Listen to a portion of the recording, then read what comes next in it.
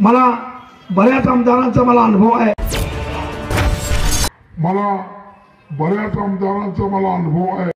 मला अतिशय आनंद वाटतोय की आताचे जे तात्या आमचे आमदार आहेत, मंत्री असताना त्यांनी केलेली कामं जवळजवळ थोड्याच अवधीमध्ये मंत्रीपद थोडंच मिळालं त्यांना, पण त्या अवधीमध्ये अल्पसंख्याक खातं काय असते आणि वस्त्रोद्योग खातं काय असते हे आम्हाला सगळ्याला कळवून देण्याचं काम श्रीमंत तात्या पाटील साहेब केलेलं आहे।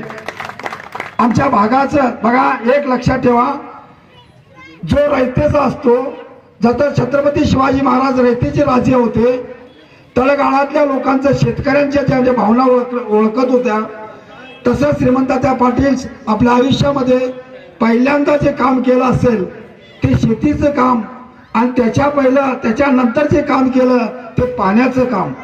पाणी जसं आमचा हा दुष्काळी भाग आहे, त्यांचंही गाव आमच्या जवळच आहे, त्यांना इकडल्या या उन्हाची चटकं सोसलेला त्यांचा अनुभव आहे।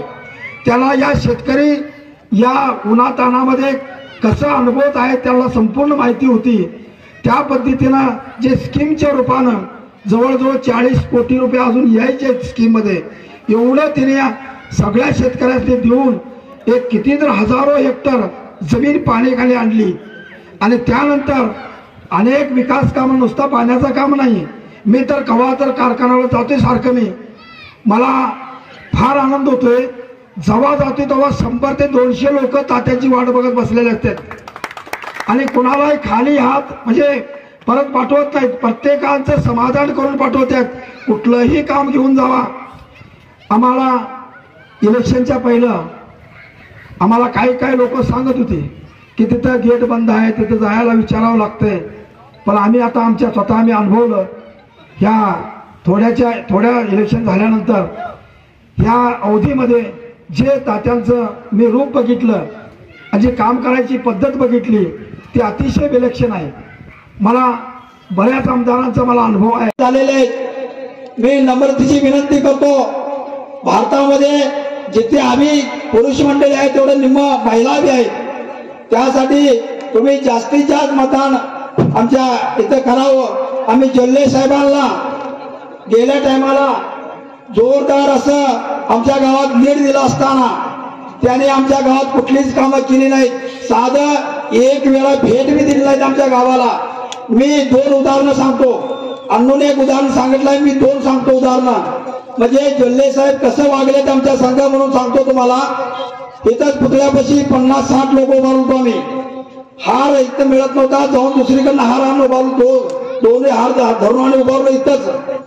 आणि त्यांच्या पेयला आम्ही फोन करून सांगितलोय आम्ही 100 मध्ये उभारलोय।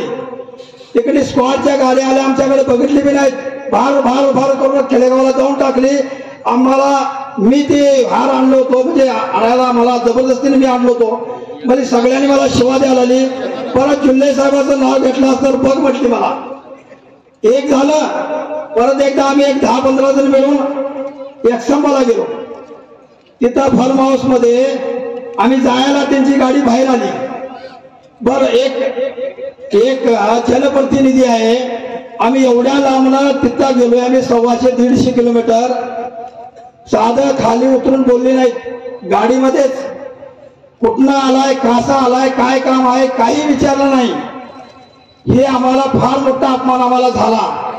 आजपर्यंत राजूअण्णा कागे साहेब, लक्ष्मणअण्णा सौदी साहेब, विनायक बागडी आमच्या कुठल्याही कामाला कार्यकर्त्याला कसं सांभाळायचं ह्या लोकांना माहित आहे। जर कार्यकर्त्याच्या पायात काटा टोचला त्यांच्या हृदयात दुःख होते की असले आमचे दोन डोळे आहेत आम्हाला, त्यांनी केलेले उपकार आमच्या आयुष्यामध्ये आम्ही ते कसं कधीही विसरणार नाही।